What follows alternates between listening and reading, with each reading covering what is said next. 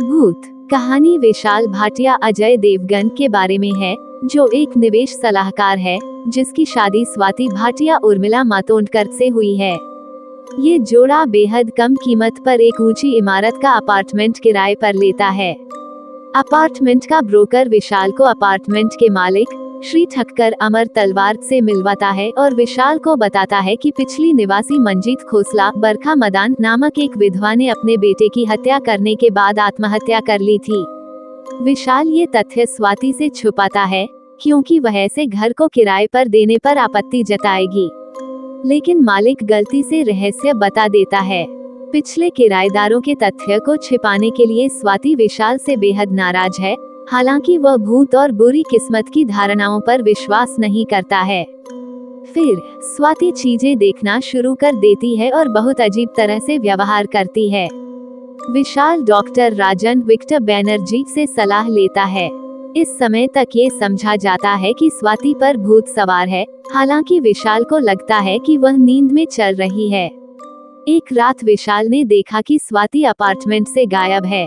वो उसे खोजने के लिए बाहर जाता है, लेकिन उसे लिफ्ट से बाहर आते हुए पाता है।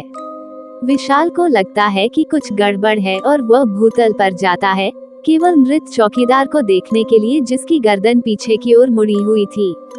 ये दर्शाता है कि भूत सवार स्वाति ने उसकी हत्या कर दी। विशाल का पूरा संदेह धराशायी हो जाता है। इंस्पेक्टर लियाकत कुरैशी नाना पाटेकर जो मौत की जांच करने के लिए अपार्टमेंट पहुंचता, विशाल की नौकरानी स्वाति को चिल्लाते और विशाल को दूर फेंकते हुए देख लेती है। वो उसे बांधने में उसकी मदद करती है और उसे बताती है कि स्वाति भी मंजीत की तरह चिल्ला रही थी।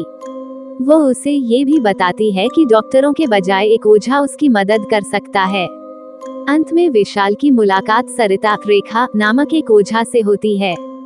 सरिता को मंजीत और उसके बेटे की आत्माएं दिखाई देती हैं।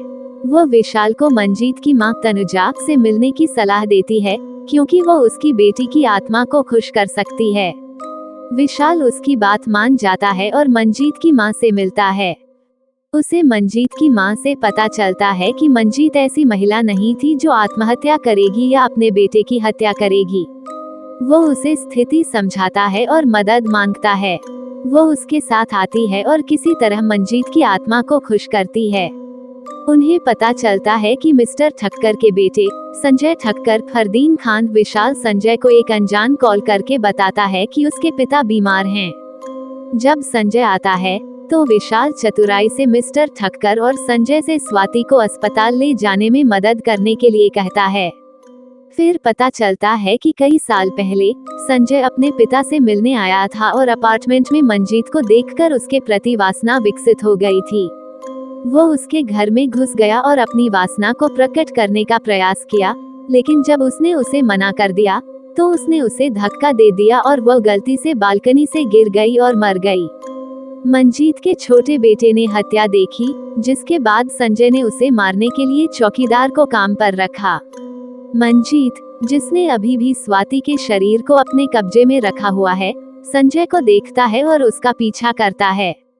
कुरैशी उसे रोकने की कोशिश करती है, उसे असली कहानी का कोई अंदाजा नहीं होता।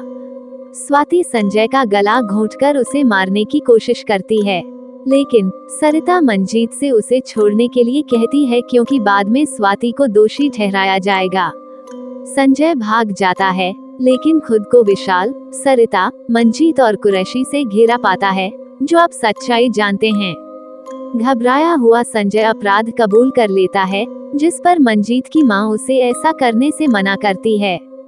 संजय को इंस्पेक्टर कुरैशी गिरफ्तार कर जेल में डाल देता है। मंजीत स्वाति के शव को छोड़ देता है और विशाल और स्वाति अपार्टमेंट में एक अच्छी जिंदगी जीते हैं। इस बीच लॉकअप में कुरैशी संजय से कहता है कि उसके जैसे अपराधी के लिए मौत की सजा हल्की सजा है। वह चाहता है कि संजय को बड़ी सजा मिले। कुरैशी के अंधेरे सेल से बाहर निकलने के बाद संजय खुद को मंजीत के सामने पाता है। वह दया की भीख मांगना शुरू कर देता है, लेकिन जैसे ही मंजीत करीब आती है, उसकी आवाज जल्द ही धीमी हो जाती है। ये निहित है कि वह संजय को मार देती है। यदि ये कहानी आपको पसंद आई हो तो अपने दोस्तों और अन्य लोगों के साथ शेयर जरूर करिएगा।